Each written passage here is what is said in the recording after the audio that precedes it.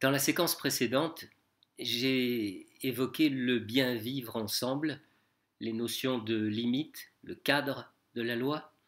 Je voudrais maintenant m'arrêter plus précisément sur le sujet des violences, et plus particulièrement des violences sexuelles dont on parle beaucoup depuis quelque temps. Agir pour tenter d'enrayer l'explosion des violences sexuelles passe à mon sens par trois impératifs. Premièrement, l'éducation. L'éducation, c'est le socle, c'est le fondement de la façon dont une société se structure, dont elle évolue et parfois dont elle se détruit. L'éducation des nouvelles générations relève à la fois de l'école de la République et des parents. Pour ce qui est de l'école de la République, ça implique que le sujet soit amplement évoqué, d'une façon transversale à de nombreuses matières, et tout au long de la scolarité, et ce depuis le plus jeune âge. Quant aux parents, qu'il y en ait qui ne soient pas à la hauteur, qui démissionnent ou qui ne disposent pas eux-mêmes du socle nécessaire pour transmettre ce qui doit être transmis aux enfants, ça c'est hélas propre à bien d'autres sujets. On peut juste espérer que peu à peu, si l'école de la République effectue vraiment un travail de fond, ce travail façonne les futurs parents dans le bon sens. Deuxièmement, après l'éducation, l'accompagnement des victimes de violences. Et cet accompagnement implique, à mon sens, de repenser complètement tout le parcours de réparation et de réintégration d'une victime dans son environnement familial, professionnel, social.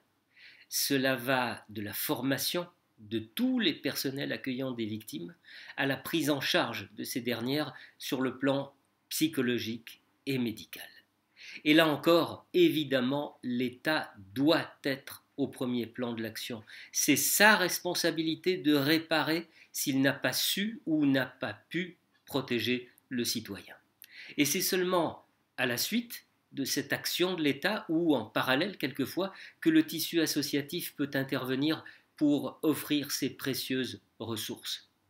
Récupérer la confiance en soi et en l'autre, réparer son estime de soi, revivifier le respect de soi, c'est souvent un long et douloureux parcours.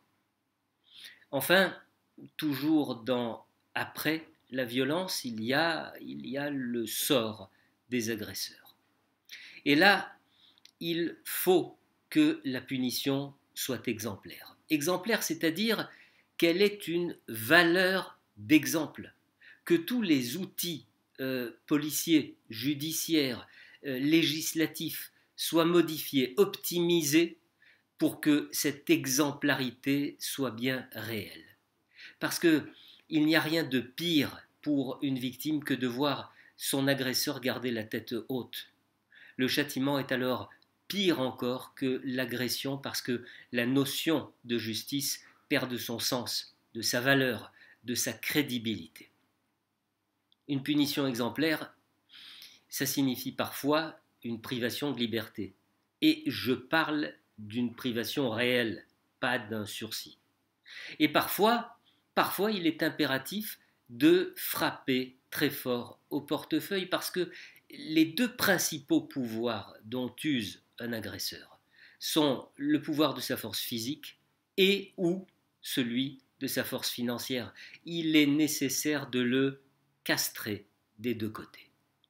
Ce troisième impératif, celui de l'exemplarité de la peine, impose véritablement d'oublier mollesse, scrupules, vains espoirs de resocialisation. Il impose de faire appliquer des lois aussi extrêmes que le sont les conséquences des violences subies par les victimes. Et c'est là que je voudrais attirer votre attention sur un phénomène très pervers. Parce que voyez-vous, je crois qu'une immense majorité des gens seraient d'accord sur ce que je viens de dire à propos des violences sexuelles. Mais il suffit que je dise la même chose concernant la punition à propos d'autres formes de violence pour qu'aussitôt cette majorité de gens se divise en plusieurs groupes et que je sois personnellement taxé d'extrémisme. Elle est là, la perversion. On a tellement distribué les rôles dans le paysage politique qu'aujourd'hui, en fonction de votre opinion, on vous colle une étiquette. La gauche molle pour la tolérance, la droite dure pour un cadre plus strict et l'extrême droite pour des opinions extrêmes.